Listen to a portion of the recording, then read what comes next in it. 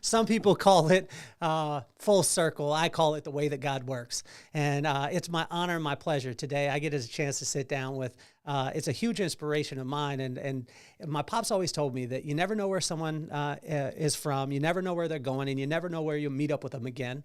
So make friends out of everybody. And I met this young lady. I think she was 18 or 19 years old. She'll be able to tell you the exact age. But she was very young. And when she came into our company, she said the exact same thing that most people would say.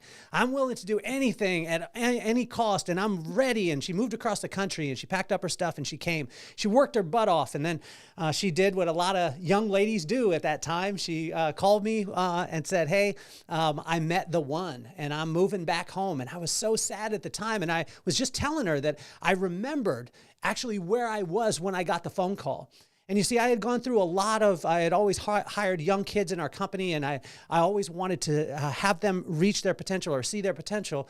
And my sight was very limited a lot of times, and I've learned over time.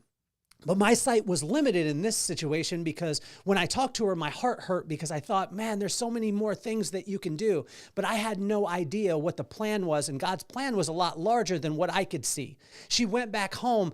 She started in on her business, and she went through the school of hard knocks, but has built herself to become a CEO and founder of an 8-figure company with a 7-figure real estate portfolio. This girl is absolutely on fire. It is incredible. I reached out to her probably about 6-8 months ago, and I texted her and I just told her, hey, I just want to tell you that I'm proud of you. And she reached back out to me and she was like, well, it's funny because I was just talking about you. And I said, well, when you were talking about me though, were you telling people how I was so mean to you and how it was crazy when you were 19? Because I was pretty rough on these kids. And she said, yeah, I told him that part, but I told him some parts about, how, it helped me within my career. And then she said, I'm having a conference. It's called the Your Legacy Conference out in Arizona. And I'd love to have you come and speak. And I tell you, out of all the speaking engagements that I've got to do and all the keynotes that I do for companies, corporations, and conferences all over the world, this one means the most to me because it's such a full circle moment. More than that, it's a God moment. And so it is my honor and my pleasure to bring to you today that I get to sit down with an inspiration, a light in this world, Mrs. Terra Harvell. Let's get this party started. Let's go.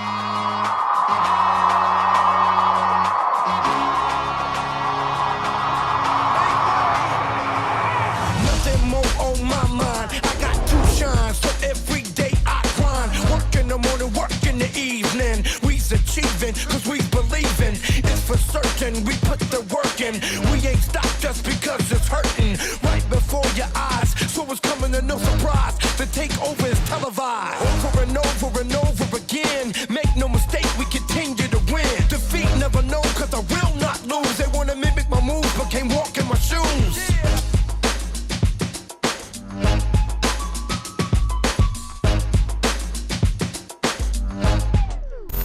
The champ is here. You are here in person live. I love this. Terra, thank you so much for being on the show. It is incredible to see you this morning.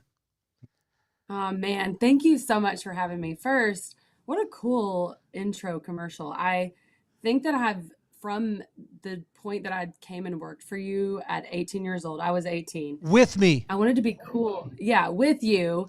But I wanted to be cool like you. And I'm just watching that intro. I was like, I will probably never reach that amount of cool. But thank you for having me because I'm just so excited to talk to you because you're right. This is such a full circle moment. And you played such a massive impact and a huge part of who I am today. And I've spent my entire career, I've been 15 years now into this hair industry, telling people what a massive impact you've been able to make on me. And now I'm just excited to talk to you about it. So let's go. Well, it's incredible. So that commercial that you see, it's called the Vibe Room, and it's a live version of this, the podcast. And what I want to call a shot, we're having it on November 9th, and I know you're not going to be able to come to that because we've got a lot of things going, and you're going to be in Arizona for the Your Legacy Summit. But I am calling the shot because I would like to interview you live at the Vibe Room, and we'll have that footage, and you'll be on the commercial, and we'll sit down. But the only way is if you tell the real stories, right? Because everyone talks about the happy, oh man, you inspired me, stuff like that. But I have been wanting to sit down with some of the kids, because what you went through was not easy. It was rough. Like, and I even look back on it and I think of some of the things that we held people to at that time. And I'm like, it makes me uncomfortable at times. Can you talk us through? You were 18 years old. You moved across the country. First of all, you told your parents that you're going to move across the country for a minimum wage job. To Las Vegas at that. So you're so right. I'll go all the way back to my childhood. I never, like my parents, the soft parenting thing, my parents first of all, don't even know what that is. But, being hard on my brother and I was always a thing. And so I think when I got inside of your environment, you're so correct. It was not easy, but it is what the workforce, even now today, we need that kind of upbringing. And I will tell you, yes, I packed my stuff. I do want to take it back to Paul Mitchell schools because, I went to a Paul Mitchell school. That's how I found out about you. I met you on the dance floor at Caper at the white party. Matter of fact, I was just telling somebody this story last night, but I remember seeing you on, which I was already, such a fan. I loved your moral compass is what always, directed me towards you. And I always thought, I'm like, it's hard to find good people with good morals in this industry. And as I have, excelled in the industry, I've met more and more because I've started to attract like-minded people. But that was the one thing I was always like, man, Kelly has depth into who he is. And so I was like, I'm going to go work for him. So, scouted you out on the dance floor at Caper, which is a big, Paul Mitchell event for future professionals that they have. And I'm like, I want to come work for you. You're like, okay. I'm sure you heard that from hundreds of people because what you were building was so cool that everyone wanted to be part of it. And so I, sure enough, you flew into Fort Smith, or actually Fayetteville, Arkansas, where I was going to cosmetology school, and spoke at the graduation we were having there. Mm-hmm. And the school raffled off tickets to all of the students to, I guess, have dinner with you. And I don't know if you remember this part, but I had zero money to my name, $0. And my mom gave me $40 because each ticket was $20 a piece. And she was like, you can buy two. That's all I've got for you, girl. And I put in the drawing 2 tickets and I won. And I don't know, that was a God thing. Looking back, I know 100% was a God thing. But I went and had dinner with you. We're trying to have great conversation with people. And I'm over here trying to whip out my resume that I had. I was 18 in cosmetology school. You're like, I don't want to see your resume. You're a child. And you told me that the hiring event you were having was the following Monday. Well, I got on Google and started looking for flights. And flights, I don't remember what was going on in Vegas, but they were so expensive. And I called Mom. I'm like, hey, I'm trying to get to Vegas to go for a hiring event at Kelly Cardenas salon. And she was like, you're insane. I do not have $900 to spend on your plane ticket. And I'll go like, okay, I'll take my roommate. She's like, no way, no how. Are 2 18-year-old girls driving all the way out to Vegas from Arkansas? You've lost your mind. And, she's a school teacher. She couldn't take me. So I'm like, I know the answer. I'm going to call my Nana. And if my Nana can ride with me all the way to Vegas, she cannot tell me no. And so I showed up at that hiring event right after we had dinner in Fayetteville, Arkansas, and I was just blown away from the operation that you had going. And I didn't know what I was getting myself into. I had no idea, but I think that's the value. Like, you have to, and I think from my childhood and from, how my childhood went, I wasn't afraid of anything because, how bad can it get, right? Like what's the worst that can happen? And so I came all the way out there. I found a roommate on Craigslist because I couldn't afford a, apartment or something. And I started working for you, and it was the hardest, couple of years of my life in the best way possible. And I wish so bad, and I've said this from day one in this industry, that every cosmetology student, every hairstylist could experience what I did the first 2 years of my career, because that's why I'm here today. So it wasn't easy, but it was incredible, and it was such a God thing, and I'm so glad we're here. Well, I remember you're the first person to ever come to a hiring event with Nana. And what I love about the South, I love me some South, because you just referred to mama as all of our mamas. That's how you do it in the South. And Nana is like all of our nanas. And I remember that part of it. So take us through the part 2, Terra, where you have this vision of like, I'm moving across the country. I'm getting the roommate in Vegas on Craigslist. But then there's the reality. And I think this goes to a big point, because there's so many kids that look at you and say, oh man, you have your extension company. You've patented a way of being able to do it. You have Harper Ellis. You have the Legacy Summit. You're doing amazing things. I want that. Mm-hmm. But the reality of the start, most people don't talk about. Take us through like what the exciting part was compared to the reality. Yeah. So, you know, even back then at 18 years old, you know, my little small town that I came from was seeing me move to Las Vegas. They probably thought I was living in some high rise when I just had a room with someone from Craigslist who claimed to be in seminar school. And I just was hoping that was true. But that was beside the point. But you know, and I'll, you know, kind of go back and forth with the story and kind of the glimpse of the glamour now and the reality of it back then.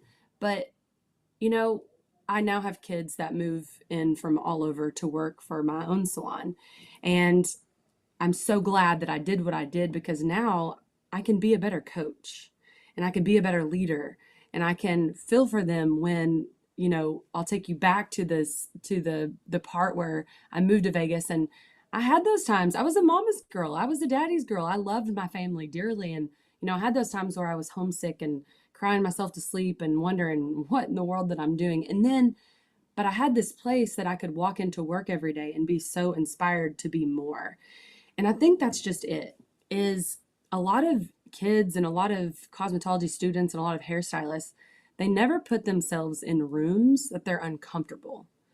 And I never got comfortable around you, Kelly, the whole time that I worked for you. And that wasn't the point. The point was with you and how great you were. Like this 18-year-old kid was never going to be comfortable or in the presence of Kelly Cardenas, just doing the amazing things that you were doing, but you were making this huge impact on people.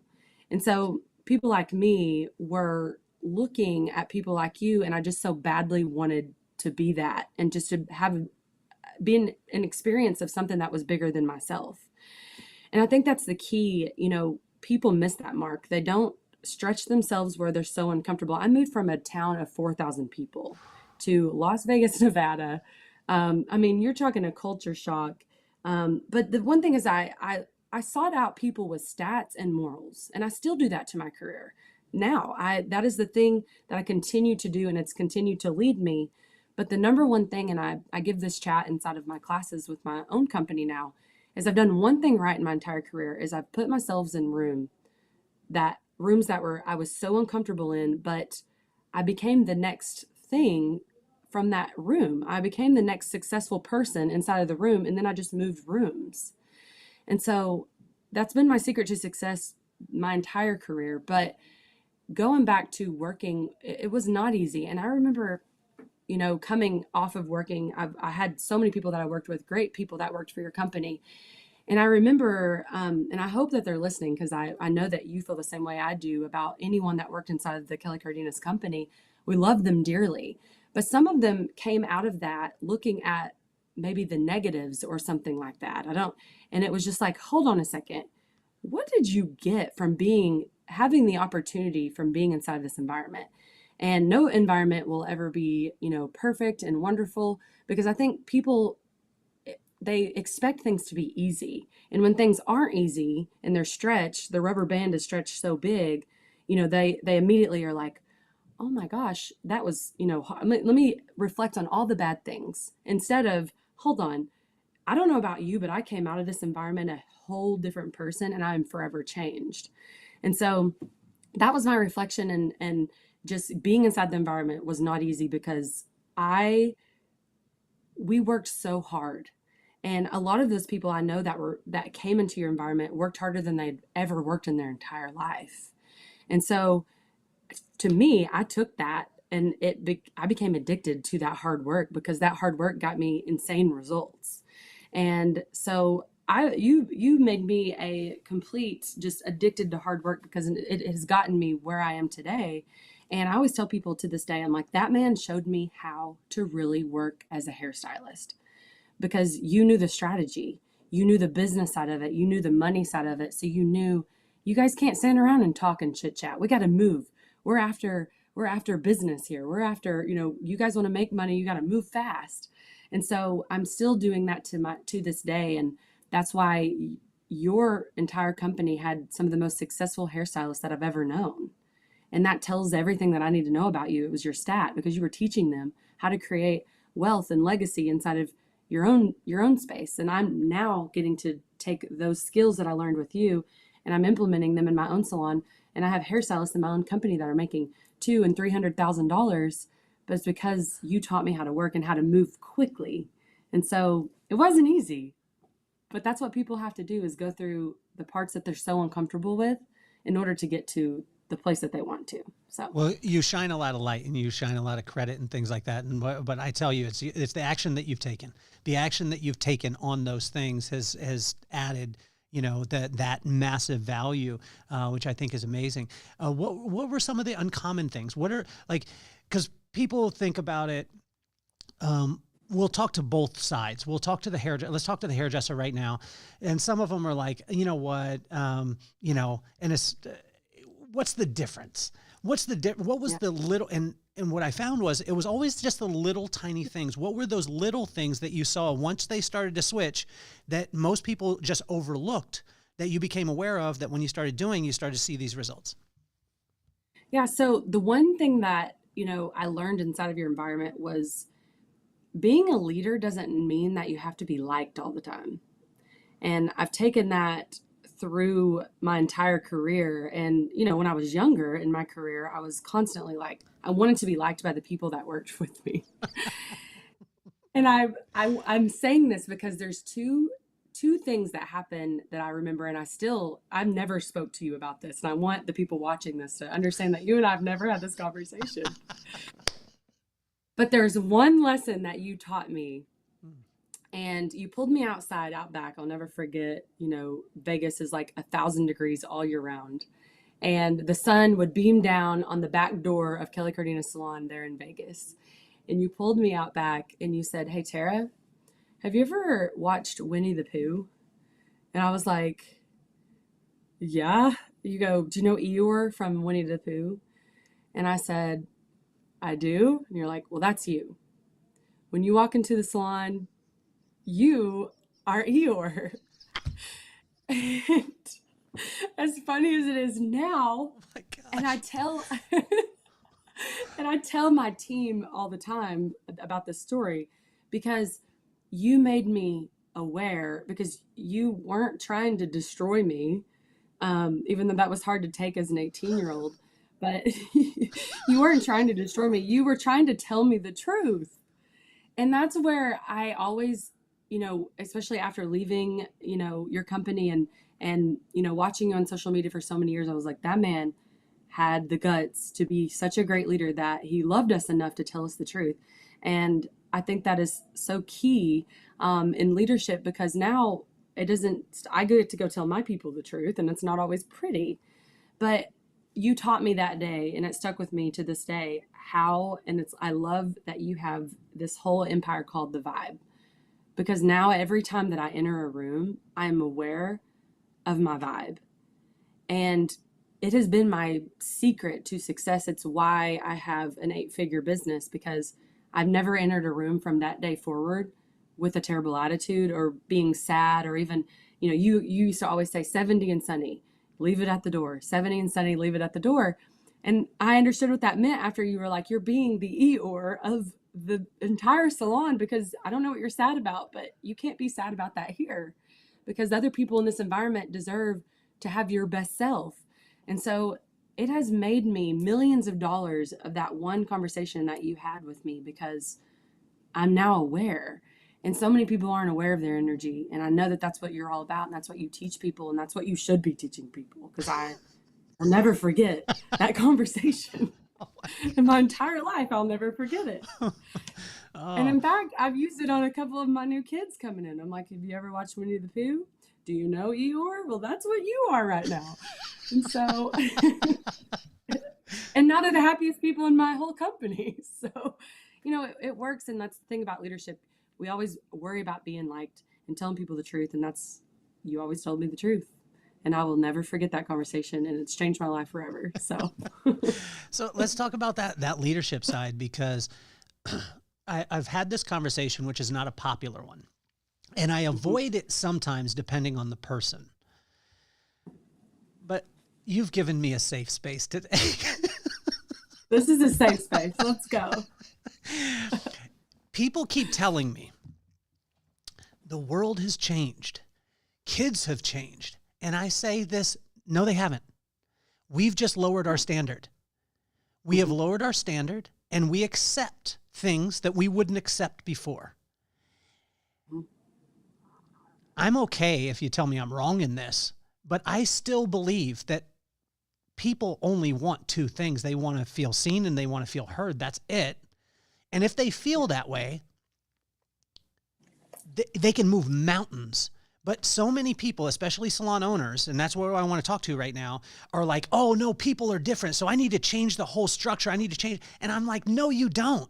You need more discipline. You need to double down on that discipline. You need to lock into these kids and help them to realize, because the world is telling them that you need to have 18 hours of vacation per day, sleep 10 hours a day, and only do what you like to do all the time, and then everything will work out. And I don't believe that's true.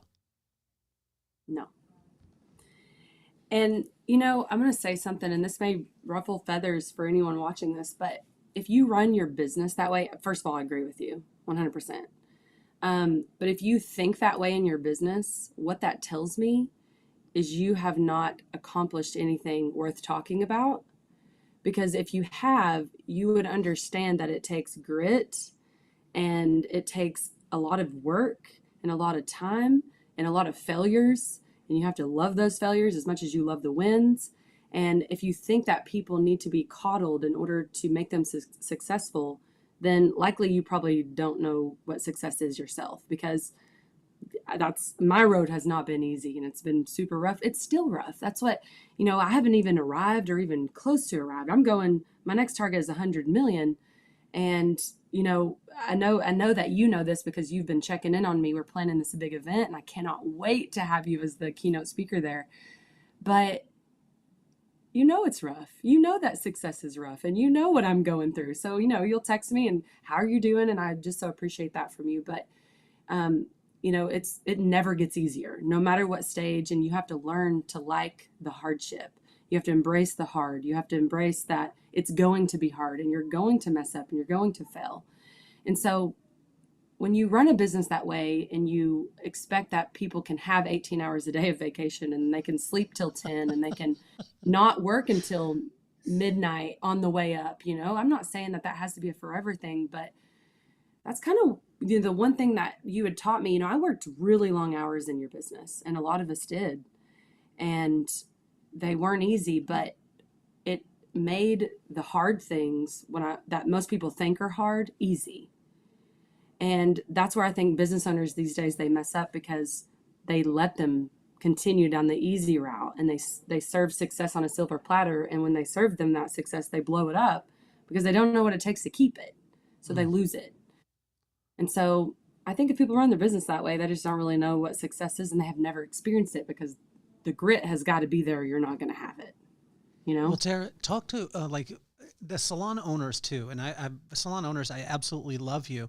And we went through this, and I went through this emotionally, where if a person would leave, a lot of times emotionally, and this wasn't something that I shared with any of you guys, but a lot of times I would go through, oh my gosh, do we need to change the system? Do we need to change the system because this person exited? And I watch people, especially in this industry, they just change everything every time someone leaves. And I'm like, no, that's when you need to stay. It's okay that people leave. Yeah. When we were working there, people left, and it was Yeah. emotionally, but how have you been able to get through that? Because for you to accomplish what you have and to see what you have, which we haven't even got into and we're going to get into, for you to be able to do that, there's going to be lonely nights. There's going to be times where you're like, oh my gosh, am I being too hard on people? Yeah. Well, that's what makes you a good leader, because a lot of people don't look in the mirror when something happens. And I think no matter what, you have to do that. But you also have to understand that as you get bigger and bigger and bigger, and to be honest with you, like even me being the 18-year-old Terra, and like there were so many times when I left that I was like, oh my gosh, did I mess that up? Should I have stayed? You know, what's going to happen here? And, you know, inside of my own business now, my job as the leader is to paint the vision so big that people want to be a part of something bigger than them. And I think that whenever people leave, it's not you don't need to flip the business upside down and redo everything. It's just hone in on the processes, because people weed themselves out. I was talking to a business owner this morning, actually. I was up doing my workout at 5 a.m. She texted me and she asked me, she was like, do you go to therapy? Like, how do you do this? And I'm like, you know, I don't. There's nothing wrong with therapy if that's your thing, but I don't go to therapy. I don't take medication, but I've learned how to handle my stress and the emotions that come with when people walk out the door, because I'm understanding that my goal and my vision is so clear that when people walk out the door, it just means they don't align. And you shouldn't change the whole process. It just means that they probably didn't align with where you were headed if you were painting the big vision clear enough. Now, I've seen there's two mistakes there that can happen. Either your processes are broken or your vision is not clear enough. And where there's confusion, there's failure. And so when people are confused about what the point of your business is every day and what the impact that you're set out to make, then all the fire starts coming in. You have to put out fires all day, every day. But when they leave, it just most of the time means that they're not aligned if you're clear on where you're headed. But if you're not clear, people do leave, because why do they need to stay? So what about the communication? Like you're, and I want to compliment you too. You are an incredible communicator, and I've watched this over time, and you've grown and grown and grown and grown. And even today, like, I can't wait for you to go back and listen to this, because you're going to blow your own mind in it.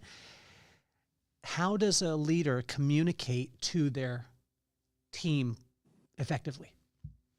yeah, you know, I wasn't a good communicator, and I know that you know this. Because I was fear, you know, I was driven by fear a lot when I was 18, because I was 18 years old and I was trying to figure it out, and I didn't want to mess up, and I wanted to impress, and I wanted to perform, and I wanted to be the best, but really didn't have the tools to be the best. And so I needed to hone in on my skill versus just trying to be everything to everyone.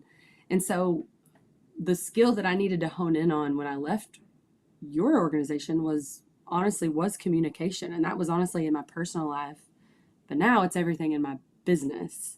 And so, you know, when I did leave there, I got married and actually had a failed marriage. And when I really did a lot of self-reflection, and I was like, how could I have done this better? How could I have fixed this? Because the next time I get in marriage, I want to be great and I want to be a good communicator. And so, you know, I worked on that in my personal life, and now it's a total reflection inside of my business, because I've learned, and it's just like you pulling me out back and going, Tara, you're being an Eeyore. And that's exactly what communication is. You were not going to let me go another 30 days, another 60 days when poisoning your environment. You needed to communicate to me because there was something probably that I wasn't aware of. And so I've learned that you have to communicate what you expect. And if you expect it, it needs to be very, very clear. And so if I expect something and something's not being done inside of my environment, I'm assuming that I didn't do a great job at communicating, versus just being like, oh, I can't believe you didn't do things this way, or I can't believe you didn't do things that way. Likely on the leadership standpoint, you didn't communicate how you wanted them to be in the first place. And so now I communicate all the time, probably to the point where my team's like, I get it. You've told me a million times. It's not a point of micromanaging. It's a point of just like, hey, I want you to understand this is where I'm coming from, because later on it's going to set you up for success. And so communication is everything. And I think people fail because of the lack of communication, you know? Well, Tara, I would have failed.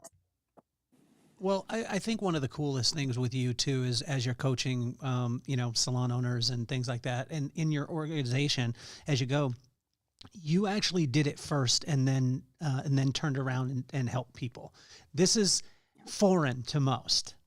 And in the environment that we live in right now, there's a lot of people who can't do it and then turn around and say, like, I just need to coach people because but they don't tell people that they never did it. Did you open up Harper Ellis to 8 figures the first year? No, I did not, actually. The first year I was like, we got, I built up, I reinvested until I got a good, maybe $150,000 in the bank. And then I put it all back into inventory, and all of that inventory was bad inventory that I couldn't sell. So I almost lost it all then, but I was like, no, you know what? I know that there's a life past this. I know that I can, shake this off, and we 100%, obviously have shaken it off. But, I think that the thing is the growth, you have to let it happen. It's not going to happen overnight. Rome was not built in a day, the saying, but you got to let it happen. You got to let it. I was talking to one of my stylists the other day. She's year 2 behind the chair, and she, it's hard. She's working on getting that clientele built, and she's working on building the stats, but that's the whole thing. I came to you because of your stats behind the chair. And that was something that you really never, you talked about your stats behind the chair, and that's why people wanted to work for you, because they wanted to work like you. And I think that business owners get a little delusional because they think, oh, I'm going to open this big, beautiful salon, just using the salon as an example. But this is any industry. They open this big, beautiful salon. It's got a new shiny bowl on it, but they never built the stats in the first place. So then they get all these stylists and these people in the environment, and they're lost because they don't know how to coach them effectively to have the result that they're looking for. And so you can't come out of the gate being everyone's hero. As fun as that would sound, that would be amazing to just start collecting dollars to coach people to do something, I guess.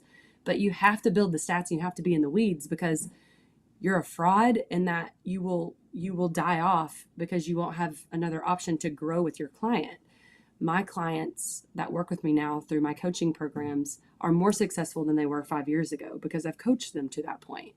But if I didn't stay ahead of them as far as stats, there's no way. I would have to go get a whole new set of clients. And so that's my point. Businesses are scalable not because you change out your clients all the time, but because you grow the clients. And so in order to grow with your people, you got to build the stats and stay ahead of them in order for them to have a reason to stay around. It's the same exact thing with being a hairstylist, being a salon owner. You got to get behind the chair and do what you expect them to do in order to be able to coach them, and then become the awesome salon owner that you can be. And then maybe open up an organization big enough that they can become your partner. Your salon's doesn't have to be a stepping stone, build a vision so big that people want to be a part of it, because I know that you would agree with me. You've worked with a lot of amazing people in this industry and lots of industry. When I find amazing people, I want to keep them. And it's not the fact that they might not leave, because that happens naturally, totally. But when I find amazing people, I want to work together, because then we can build faster together. And so my job as a salon owner is to continue to build the stats so the people behind me, I can pave the way. I'm basically just, paving the road for them. And so that's, I told you before this call, I'm like, we want to open up 50 salons in the next 10 years. That's going to be the people that are inside of my organization right now. And, are running behind me and going off of my stats, because I'm setting the standard. So what about, let's take us to the stats when you first started off, because again, people will sometimes jump. So they see you as, you have this phenomenal business, you have the salon, then you have the extension company, you have invested real estate wise too. But let's go back to the building of it. what did it take? What are some of the things that you went through, and how can a kid, most of the time the start stops the kid. I just talked to a bunch of beauty school students recently, and they were like, how do I build a clientele? I was like, first of all, you don't need to go out and tell anyone what you're doing because you suck right now. And so don't tell anyone, just go do the work, and build someone else's clientele because you're horrible. And if you go out and touch people, then they're going to tell people you're horrible, Thanks. So help us with the start, because that's where people get caught up a lot of times. Yeah. Yeah. I mean, it kind of goes back to the very beginning of our conversation on this entire podcast, because you got to go find someone that's doing what you want to do in order to be that. And so many in our industry, they get straight out of school, they go into being booth rental, or some even go into being a salon owner. And it is wild. And then 2 years later, they call me up because I'm a business coach, and they're like, how come I can't get any stylists to work in my salon? I'm like, well, because you never put in the work to not suck in order to have people that want to be like you. And it's a huge problem inside the industry, but how to get started. And here's the thing, on a big scale, any business, $3 million and less, you need to focus on two things. And this should be a relief. If you're listening to this, it should be a total relief. It's marketing and sales. And that's just this day and time. That's the two things you need to focus on. So branding yourself, building a great brand, but the number one thing is your craft and the timing of your craft. And the reason why is because I actually went to get my nails done the other day, and my nail girl, she owns a salon and has a couple booths in there. And from the time that I walked in the door and this nail person got completely finished with my nails, the stylist had a client walk in, sat in the chair, and she did mix color, but she never started on her foils because she was talking. And I was just thinking about in my head how much money that 45 minutes costed her, because you're just wasting time talking about probably gossip. I don't know. I wasn't interested in listening, but I was just thinking about how much we need to keep the main thing. And it's that we're there to touch people and change people and quit talking and get really good at your job. And so if you are a hairstylist coming out of school, it's simple. Get really good at the craft, get really fast at the craft, because if you're slow as molasses, you'll never make it in this industry. Never. Ever. So, get really fast, get really good at the craft. But then the next thing is the marketing and the sales. And the marketing and sales go hand in hand when you're 3 million and less, meaning go to your social media. It's free, and be willing to be bad at it, because no one's going to just arrive on social media and be a great marketer. It's not going to happen. You got to get started. You got to put the camera in front of your face, stutter over your words, all the things that you need to do. And then you're going to start building a brand where people want to watch you, because you're doing something that other people aren't willing to set out and do. And so it's super simple as a hairstylist. I think, I have kids in my salon right now. They've been on the floor for less than a year. I just did her projections the other day. She's going to take home $150,000 this year. Year one as a stylist. That's her take home. And it's only because she followed the path. She got really good at the craft, and then she stopped talking and got really fast at it. And then now she's on social media where people are paying attention to her, and she's getting the sell because she's learned how to be really good at doing consultations, and she's closing all the deals. And so those are the only things you need to focus on as a hairstylist, truly, to make multiple six figures. What about the sustainable part? Because this is where I think the only industry that I've ever experienced, and now I get a chance to weave in and out of different industries, right? And because any industry with people, I get to work in. But this is the only industry, the professional beauty industry, that if it works, we try and find something else that's more exciting to us. It's the only industry. It's the only industry where a repeatable process and you probably were like, I want to turn that record off because it brings PTSD back into my life. But where repeatable process is not something that's embraced. How does a person, once the girl gets at skyrockets to 150,000, how do you keep that kid sustainable and keeping growing? Because I've seen it, I've watched it. I've seen kids come to me and be like, you know what? I want to hit this goal, right? I want to hit this goal by this time. Cool. Get to, within 4 years, I'm archaic and old. So it was 4 years, they get to six figures, they get down to a 4-day work week. And then they're like, I don't really see a future. What? Like, yeah. But so how do you sustain it? How do you coach them to sustain it? So I'm gonna flip from hairstylist to wealth builder for a second. There you go.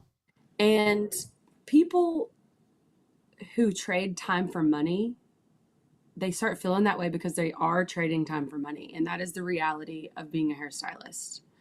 And I may be answering this a little bit different than you thought I was going to, but that's why I think that as salon owners, where we need to work hand in hand of making programs inside of our salon where maybe they can have a little piece of what it's like to hear a transaction come through on their POS system when they're in bed at night. And so creating such a big empire, but here's the problem.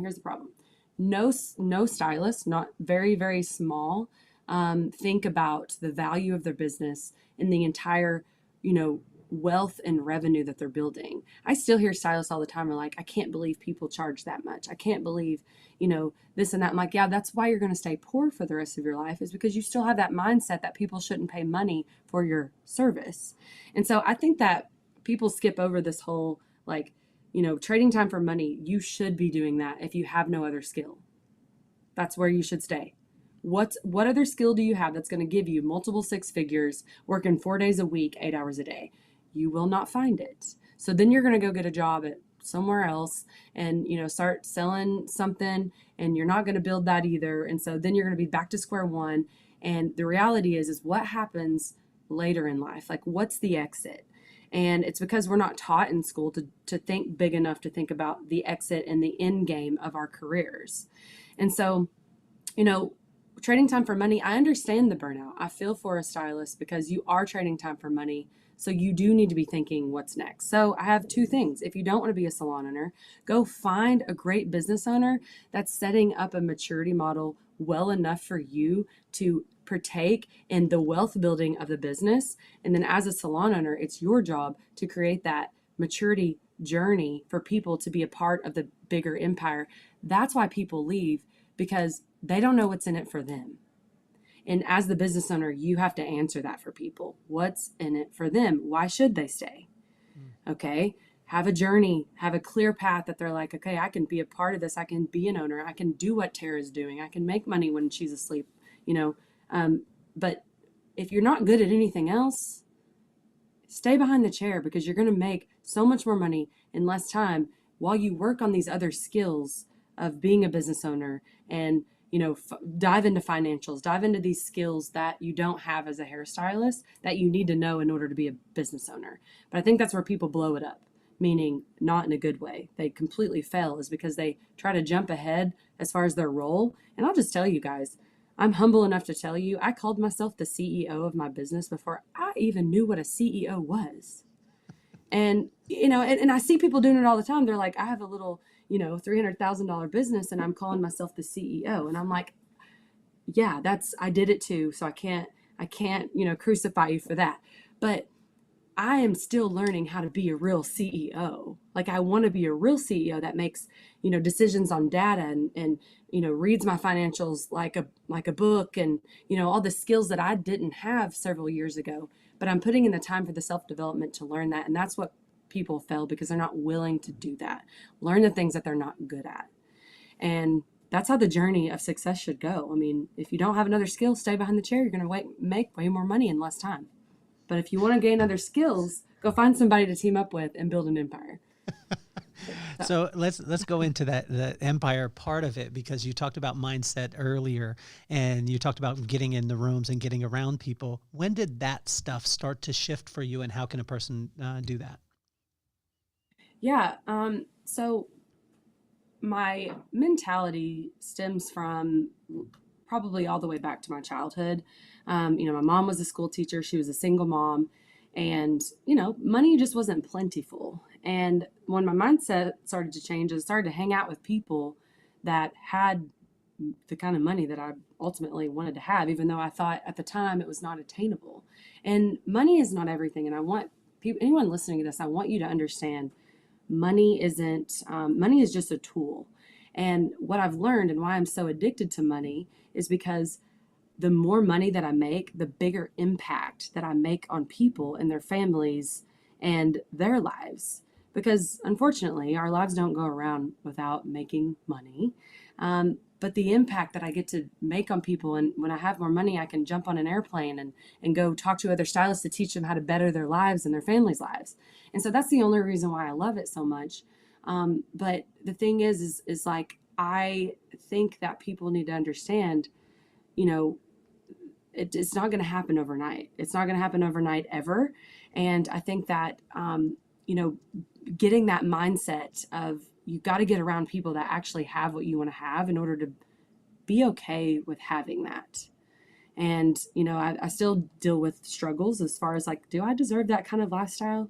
You know, do I deserve to have that much money? Do I deserve to, you know, have that inside of my life and all those things? But I've learned that my money is a tool for me to impact other people in the best way possible and to share with them my message and to share with them that, you know, God is the reason that got me here. And that's my main thing is I get to, you know, lead them to the message and I get to lead them into impacting other people. And so it's just a wildfire.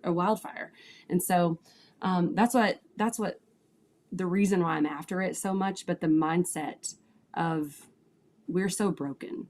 You know, we were built on broken beliefs, whether you have amazing parents or maybe you don't like your parents, either way, we were built on broken beliefs. You know, I'll never forget, I was telling a class this the other day and she goes, you know, it's funny. My mom always tore our dryer sheets in half. And she was at my house the other day and she was like, well, it's nice that you live a life that you don't have to tear your dryer sheets in half. And because of what I was teaching in the class, she was like, Tara, that's messed up. I thought I was feeling guilty about not tearing my dryer sheets in half. And it's just the mindset because we surround ourselves with broken beliefs. And when we put ourselves with people that maybe aren't so broken, it helps us come out of that and realize there is another way to life. There is another way to thinking, but you got to humble yourself. You got to humble yourself that you don't know everything. And there's so much to learn. And there's another mindset out there that you could adapt. And you got to understand that your beliefs are broken so you can move on and think bigger and do more for people. So that's my mindset, Doc. What keeps you, what rails keep you on then? You know, what things do you put in place to keep you in that humble state? Because as you grow, hubris can set in, right? The thought that because I succeeded before, I do this thing, it's going to succeed again. How do you protect yourself from that? Yeah, I mean, you know, first of all, if you're a business owner, you'll be humbled every single day. So that's how I walk into work. That's how I get humbled. But no, you know, I put things in place to stay on the right mindset as far as I'm very, very protective of what information I consume. I'm not much of a social media scroller. I don't listen to the noise that doesn't help me get to where I'm going. But what I do to stay humble is I don't forget what's important to me. And at the end of the day, what's most important to me is going home and I have the healthiest marriage and I'm the best mom to my son. And because I know that when I'm on my deathbed, that's what's going to be important to me. And also the positive impact that I've been able to have on people. And so I don't get caught up in the material things as much as I love material things as much as anyone does. Trust me, I am a sucker to designer shoes and all of these things. But I've understood what's actually important is how are the people around me? What's my family? How is the health of them? How are they? Are they happy? Have I been able to do something for them? And so I always, when I find mentors, I'll tell you the one thing I do is I don't look straight at the mentor. I look at every single person around them. How are the employees? How are their family? What's the health of their marriage? Because that tells me that those people can stay humble enough to know what's important and not chase the next dollar. Because if you're doing that, you honestly will probably find yourself pretty empty because I've been there, you know? So. Tara, I think one of the coolest things that I've seen too is most of the time when someone starts to move, they say, you know what, I've got to go to this environment. I'm in Arkansas. I got to move to Las Vegas. I got to move to New York. I got to move to LA. But you have created a place and a hub in your own land and worked your own land. Where did you learn that lesson? Like, that is just, it's profound because, and also too, like with the, your Legacy Summit, what I love about this is you didn't wait for the company to call you and say, hey, we're doing a conference. We want to have you come and speak. You created it and it's now blessing other people. How'd you learn how to work your land? Yeah, I sometimes still have thoughts. I'm like, could I be more successful faster if I was in a bigger city? Which is the thought that I had when I was 18, when I moved all the way to Las Vegas. And I do think there's some value in getting out of your comfort zone. Like, don't get it twisted of what I'm about to say. Like, go away from the same old friends. I always tell people, I'm like, it's not always a flex that you've had the same friends for 20 years, Sometimes it is when you've grown together and you've developed, together. I think that's great. But oftentimes that's not the case, right? And so I think what I learned when I moved and then came back and then as I've grown in my career is I can create my reality anywhere that I want. And I just have to decide, like, what is my reality and what do I want it to be? And I am so delusional in the fact that I think that I could design my life exactly how I want it because I've been able to do it.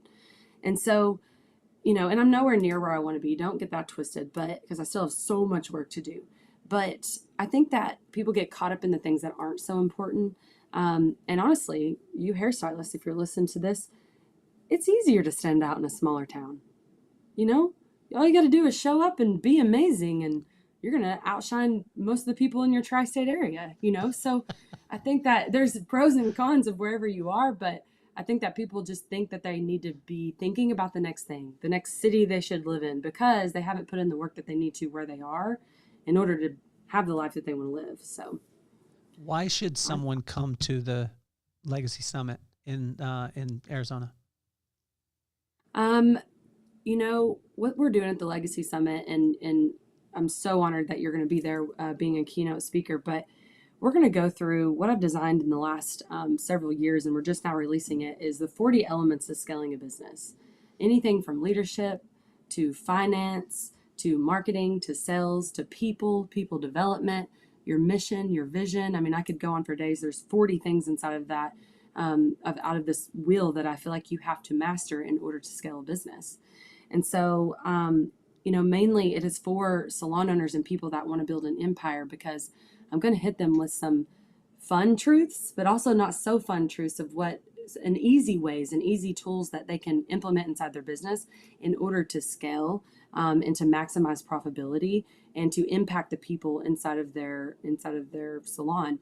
And something you said earlier, you were like, when people leave, it was kind of an emotional thing always. And that's because you care about people. And also, when you get great people, you want them to stay. We always want that as business owners. But I know so many salon owners like myself that have laid awake at night thinking, oh my God, I hope my best player does not leave. I will be, just devastated. And I have some now that I still think about that. I'm like, please, I hope they stick this out for the big picture. But the answer is, how can you implement systems in place to, instead of when you lay your head down at night, it shouldn't be thinking about what happens if something bad happens. It's how can we build this empire bigger and bigger? And it's all about a process. And I've become quite the process. Like I love processes and tools and I'm like, what? And I learned this from you. You know what? I'm telling you something. My salon still wraps our brushes with saran wrap. And it is the process. We still do this. And so, but the process works. And so, I have new people come in, they're like, why do we do that? I'm like, because they're clean. The clients know they're clean. I know that you cleaned them. That's the process. There's a bigger vision than just wrapping it. And I know that's annoying, but just continue to do it. There's a big vision for this. And so that's what I'm teaching people at the Legacy Summit is the big vision. And then how can we create a process in order to get there? And what is the target? And how do you get to the target? How do we reverse engineer it so the target's going to happen and it's going to come to life? So that's what we're doing. Terra, I wish I could, I can't stand up because I'll be out of the screen. But I want to scream at the top of my lungs right now. I want to stand up. I want to applaud you. I want to give you a standing ovation.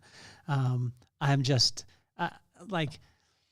there's very few times that I'm speechless. I'm speechless watching you and hearing you and spending time with you. I'm so damn proud of you. And it is just unbelievable to see the rocket ship that you are. And it's good to see too. And if you are in the professional beauty industry, it's in good hands. It's in Terra's hands.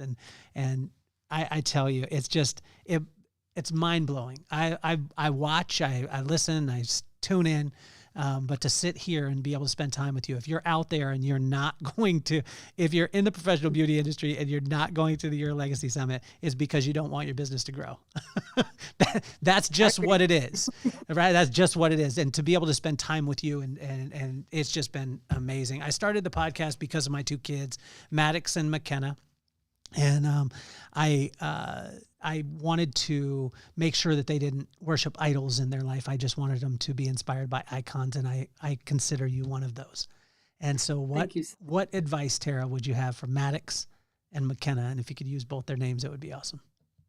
Oh my goodness, yes. If Maddox and McKenna, if I could give them any piece of advice, it would be decide what the target is. Meaning decide what the impact is that you're planning to have on the world, and then work hard, be relentless about getting to that target.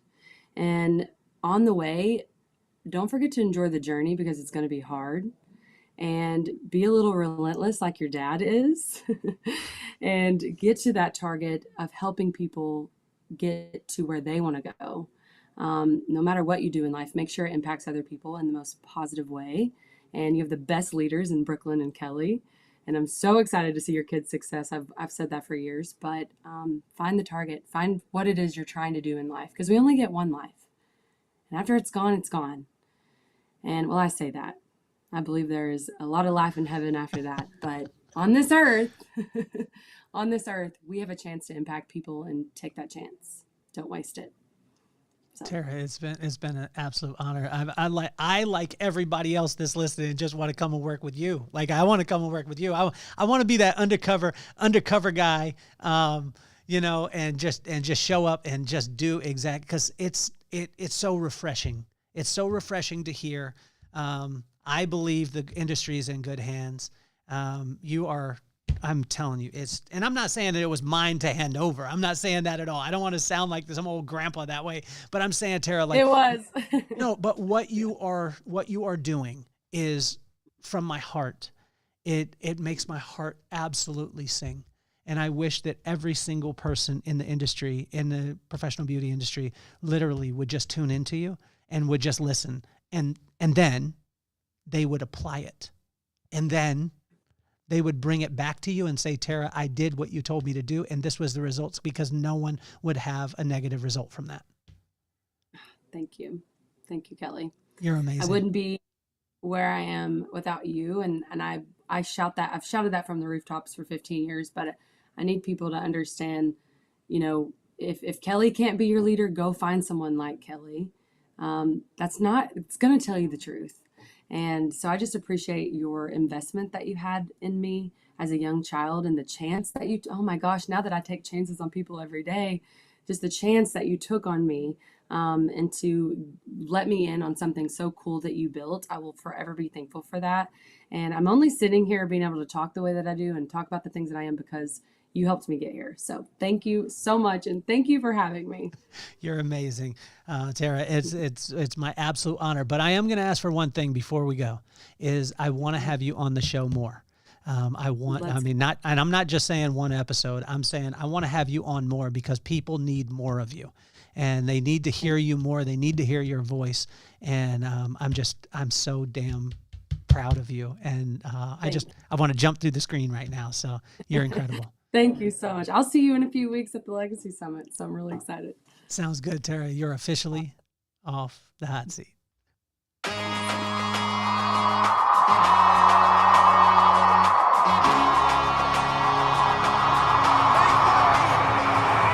Nothing more on my mind. I got to shine, so every day I grind. Work in the morning, work in the evening. We's achieving, cause we believing. It's for certain, we put the work in. We ain't stopped just because it's hurting right before your eyes. So it's coming to no surprise.